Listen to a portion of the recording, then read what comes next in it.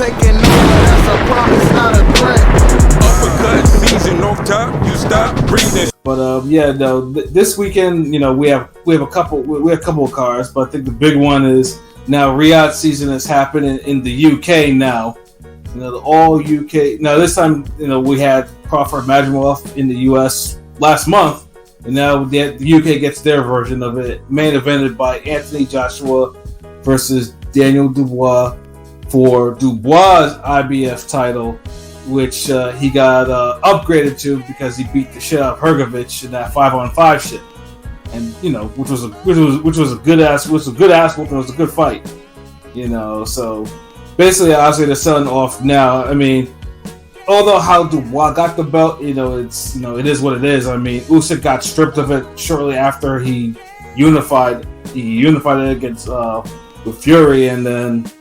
And because it doesn't help that Dubois actually lost by knockout to Usyk, so it's like, oh, okay. Oh, after knocking him out himself earlier, that that niggas ain't noticed. Yeah, so I mean, it's kind of poetic justice, really. Yeah, it's funny how shit came into a full circle because really Hrgovic was supposed to get that belt, but it was only a matter of time, I guess, and Dubois was the first to expose him. So now we have Joshua, who is. Pretty much has been kind of doing his own rebuilding. So, after the second Usyk loss, the Hellenius fight, which turned out to be a little bit harder than expected because Hellenius eventually was, found to be on PEDs, and then the Volin fight, and then knocked out Ngannou brutally in 2 rounds. So basically, we're at this point. Now Joshua is going to be, going forward to be a 3-time heavyweight champion.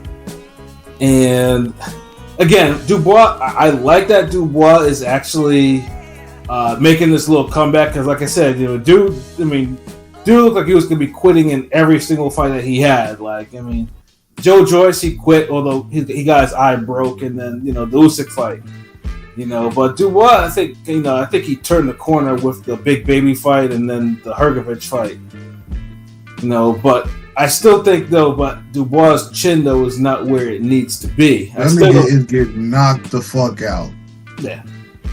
I mean, honestly, I think Joshua will probably take him out. So I know they're gonna start. I think Joshua's will probably take him out within 4 rounds. Yeah, around 3-4, easy.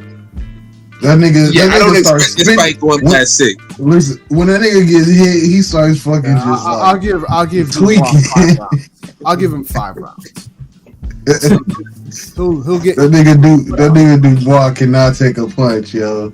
To be a big ass nigga and a boxer, nigga, that nigga cannot take a punch with his shit, yo. Like he takes them, but you can tell he's visibly worried or frustrated. It's like every punch, this nigga just starts seeing stars. He's just like, oh fuck. He gets hit with too many right hands. Too many right hands. Mm-hmm. Well, fucking the Joyce fight, you can say he got hit with too many left hands. I don't know. Yeah, let's just say he gets hit too many times. Mm-hmm. Yeah. But I mean, it's either way. I mean, it should be. It should be a slugfest for as long as it fucking lasts. What punch does it, bro? In your opinion, Pat? Like what punch you think Josh? Because Joshua has a complete arsenal. So what punch you think fucks the ball up? I think a straight right will probably put him on his ass. Like it'll be like a straight right or like right cross, whatever. Something like that. It will probably get Dubois up out of there. Yeah, like a right cross or like a right overhand. I think the uppercut will get him out of there. Yeah, that's what I was. Yo, factors. I'm thinking these niggas gonna end up trading, and then Joshua just gonna come up under like bitch. Like, cause Hrgovic missed a couple of uppercuts. Like. He tried to throw him, but he didn't. He's not as accurate. Like Joshua is super accurate with the uppercut. He ain't gonna miss that. He gonna land flush, especially if they're trading. Yeah, that's gonna be the punch that he gonna hit. See, Joshua is good at directing a fighter, so I feel like he gonna walk him down into the ropes of the corner, tag him, and then overhand him type shit, and just star that nigga. Just fucking. I feel like that'll be it right there. It's gonna be against the ropes type of shit. I can see the uppercut. Maybe a left hook or a smash type of shot. Walk him down and yeah, that's it. But I just feel like this is gonna be one of those fights where they both come out throwing, and the nigga who just got the better technique and form just lands his better shots, and once he heard Dubois, it's over. Like, yeah, and of course it does help that Dubois and Joshua have been kind of they've been getting that energy, like they don't like each other, so it's like then they're not gonna be like pussyfooting around. They're gonna throw some heat at each other. yeah.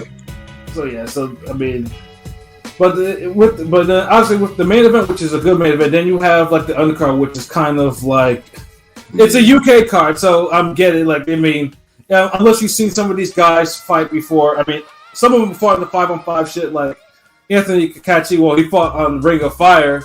No, originally he had a Mando, but for whatever reason decided to put Josh Warrington into the place. But the IBF ruled that Kakachi was like, yeah, no, the IBF title's not on the line. But if you lose this fight against Warrington, you're getting stripped. So, so Kakachi so pretty much Kakachi has that has the motivation. And then Warrington hasn't fight since he got knocked out by Lee Wood. I'm sure of that. Like, it's been a minute. So that was a while ago. Yeah, so pretty much now Kakachi. I mean, obviously, if you saw him win, saw him against Joe Cordino, and he beat the shit out of Joe Cordino. Like, did he? Yeah.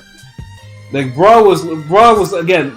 He was landing them ready to rumble combinations. Like Cordino had just it was just like, what the fuck? Like, he didn't know what he was getting hit with. Yeah. So do we think that Warrington pulls off the upset, or do you think Kakachi stops him the same way?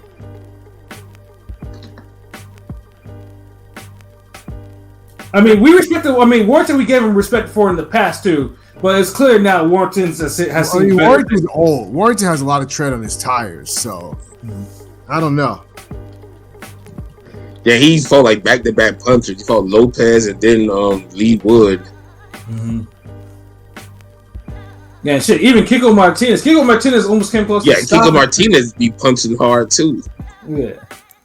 So yeah. So I mean, it obviously would be something if Warrington actually just up. But Cat ain't even a puncher like that.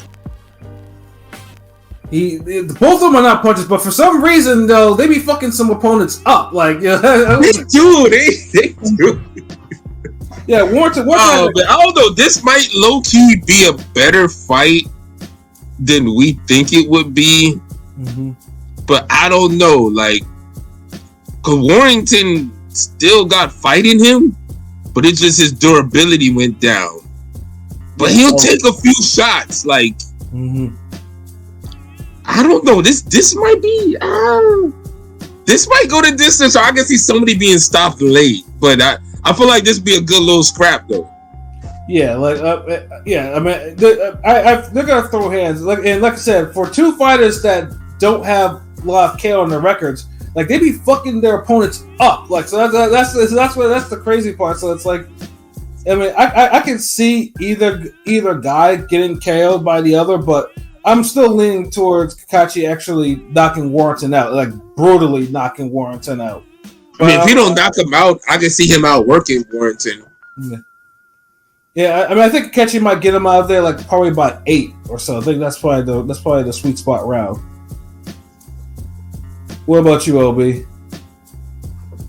Yeah, I see more of a decision. Mm-hmm.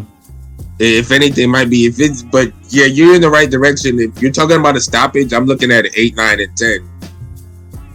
Yeah, because it's a 10-round fight, right? Oh, it's a 12 round. I think it's 12 rounds. 12-rounder? Oh wow, damn, they're gonna be scrapping. Yeah. Yeah, I think this might go the distance. But if Warrington start getting caught on them ropes, jeez. Yeah, Yeah, I mean, Warrington will get caught on the ropes and then he'll throw a headbutt. Because one thing about Warrington has gotten so dirty. And once he's in the last couple of years, it's like. Because he was always a rough fighter, but he went like straight dirty. Like, but Katie Taylor really kind of like took his style and ran with it though. Because he still punches, but man, that fucking forehead. He really tried. Yeah, he'll throw rough up headbutts, all types of shit. Like it's like he knows that he's kind of deteriorated as a fighter, so he's like, you know what? Fuck it, let me extend this 15 minutes. I'll throw this headbutt if I need to throw this headbutt. Fuck the bullshit. But yeah, no, that should probably be, in terms of entertainment, that should be a really quality time, because like they're gonna both Kakashi and Warren are gonna throw hands, as is Joshua Buatsi and Willie Hutchinson. Now Hutchinson, for the most part, he was the one person on the 5-on-5 I expected to lose against Craig Richards, who I'm no longer high on anymore. Like I'm sorry, though. Yeah. Craig Richards. How you come the closest to actually beating Bivol, but you lose to Willie Hutchinson? Like, how does that work? Like, and Willie Hutchinson was low key styling on him though, and he gassed halfway too, and he still couldn't get him up out of there. Like he gassed, and he still had craftiness. He still had the counters. And he low key still kind of styled on him. Like, that's the thing. Like, it's like, I don't know. One thing people gotta learn is like, you gotta be consistent with the offense. Like if you're in shape, you can't be afraid to damn be throwing 50 and 60 punches around, bro. Like, right. And a lot of these guys, they looking for the better opportunity, or they just trying to feel out the jab. No, throw the motherfucker jab. Throw the fucking right hand. Throw the 1-2. Double up. Like, geez, just work. Because you don't know, man. Like, that serves you better than just, I don't know. Facts. Yeah. Jeez, I can't stand that shit, because a lot of times niggas will win fights if they're just a little bit busier. Like, sometimes throwing 10 or 15 more punches around does it for you. Right, and that's what Hutchinson did, and then he got the minor upset. But do you think he could pull it off against Buatsi, who, of course, that has dynamite in his own fist? That's a good little. That's not a bad little. Damn, this card ain't bad actually. It ain't pay-per-view though, but that's not a bad little match. I don't know, because Hutchinson got some defense. He got a little crap, little slickness with him. Like, and he got a little pop in the shots. Like, he does. This might go the distance. I don't know. Like, he might pull this one off too. If he would, I still think Buatsi's gonna win, but I think he might stop him late. I think it might be like an 11th round knockout or some shit like that. The Buatsi be kind of boring, ain't he? He that boring nigga, right? He never used to be consistently, but I think he's kind of. He has power for days or whatever. Yeah, he got like a good one too, right? He got like power, but like he one of those niggas who just don't be putting it all together or some shit. Or he doesn't, or he'll kind of stay into first gear and doesn't really get people out there like he used to. But he still, has, but he still has a good amount of knockouts. But I think this one. But however, Buatsi and Hutchinson absolutely are pissed. Like again, I've watched some of the stuff that they released on there, and they also don't like each other. Like they really don't like each other. Because Hutchinson fight like a real puncher. It just he don't be having he's one of those niggas that he be gassing. So he's learned how to adapt and be crafty and make you miss, and he knows how to use the ring. But he's also explosive though. Right. He'll save that energy and he'll explode with like 2 or 3 hard shots to hurt you and try to knock you out with. Then he'll kind of gas out and he'll move and use the ring and do his thing. So I don't know. This is a good little fight. Maybe be with the 60-40 lead. I don't know. I would probably put money on Hutchinson. Odds-wise, I'm pretty sure he's probably underdog. I didn't take a look at the odds yet for this because I was like, I'm gonna build my parlay probably maybe Wednesday or whatever on there. But actually, Buatsi though is running out of time, Joe, because it's like, come on, bro. Like Buatsi made a career mistake because he used to be with Matchroom. He was a star in the Mandingo cards that Eddie was putting out, though. Yeah, facts. Yeah, but he was there active too. Yeah, but Bawatsi, again, he didn't believe in the streaming app stuff or whatever. That's literally, he literally said this, you know. And then once he jumped ship, you know, to Queensberry, basically he was like, yeah, you know, I didn't want to be on the app, I want to be on TV. But now, of course, they're all on apps now. So Bawatsi though, I think he's 31, but it's like now it's time because dude should have probably made more of a effort to actually go after a light heavyweight title. But apparently, I think this is an interim belt for interim. But you know, obviously, it's gonna be for better be for Bivol. Who knows if who knows when he'll get that shot at them or whatever if he wins. You know, but like I said, these light heavyweight fights be hard, so it's like sometimes you might not want that shot right away. Yeah, I felt like Caleb Smith was waiting for that better be shot for a minute. Then when you saw what happened when he finally got that bitch. Yeah, exactly. You know what I mean? It'd be like that. Niggas be waiting a good year and a half for certain fights, and then when you get that motherfucker. Yeah, and then originally we were supposed to get Josh Kelly and Liam Smith, which is a fight I was actually interested in because Liam Smith although he got KO'd by Eubank Jr. in the rematch, you know. Future Canelo opponent. Yeah, former Canelo opponent.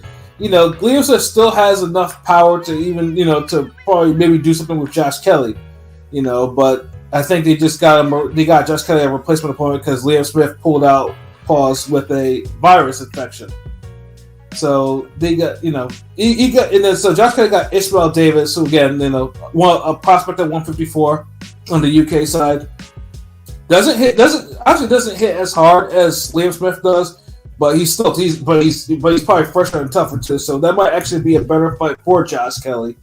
You know, because you know, Josh Kelly still, I mean, them Aver Nation ass whooping is still fresh in my mind. Like I honestly, he can do what he's doing now, and he's doing fine though, but. Apparently, I just feel like he's gonna get his ass whooped again at some point. Yeah, because remember, didn't he get a gift on the damn Joshua Ruiz undercard too? Sure did. Sure did. Like, yeah, it's like some niggas they be around for years, and you're like, damn, why he ain't never get to this level? And you see why. Yeah, they're just not as good, unfortunately. Yeah, I mean, Liam Smith was supposed to probably be like maybe you know, just like a stepping stone to something else though. But you know, he's got to fight a prospect too. But like I said, I mean, if you see a Josh Kelly fight, you've seen them all. Like, dude is not a vicious punch like that. Although he can, if he sits on his punches, he'll get you up out of there. But you know, he's also. I mean, he's decent. He just can't put them all together. Like he be hittable, or he doesn't work enough, or. Like, he'll have something good about him in a fight, but then he'll do some other shit that just even it out where it's like, damn, like, he's like a C level guy that got some B plus in him, but then he got some D minus in him too. If there wasn't enough time, it would have been perfect. Yeah, that sounds like a C plus. Exactly. It was too short of a notice, but you know, Ennis, it would have been perfect for Ennis to get in there, but you know, they're putting in some British prospects. Yeah, well, no, it's supposed to be an all UK car, so that's no reason why. Like, I mean, I think that's you know, he's always gonna look up for them UK guys, but them Black Americans, yeah, okay. He don't make no stars over here. And then, of course, you got Hamza Shiraz, who's fresh off beating the shit out of Ammo Williams. And that one, don't get me wrong, it was a good slugfest, and it was a fight that had to happen in that division. I just wish that Ammo was the one who actually won that fight. You know, instead of Shiraz. Yeah, I wish Ammo had a better account of himself in that fight. Like, he was okay, but it's like, you know, he could have done better. Like, he's a better, like, that performance isn't completely who he is, type of shit. I mean, and Ammo had his moments. I mean, Ammo buzzed Shiraz in a couple. He had him on Queer Street a couple of times, and I was hoping that he would actually catch him again. But once Shiraz started popping his jab out and putting set up his combinations. And Ammo decided to eat every single one of these motherfucking shots. Yeah, he kind of tamed that nigga. Pause. Yeah. And basically Shiraz ended up beating the living shit out of him. So I mean, and he's facing Tyler Denny. Tyler Denny, if you watch him fight, he's a spoiler. He's a spoiler to the absolute degree. Like, he has one KO, but he spoils the fuck out of people. So it's like, So it's basically a puncher and a spoiler. Sometimes you get a little magic with those fights. Sometimes the spoiler actually, rises to throw the occasion. hands because he has to. Yeah, because he has to. Yeah. But He's like, this is like a. You remember Ian Gardner? Yeah. Yeah, this is one of them niggas. Like, yeah, Ian Gardner. That's a Friday night fight name.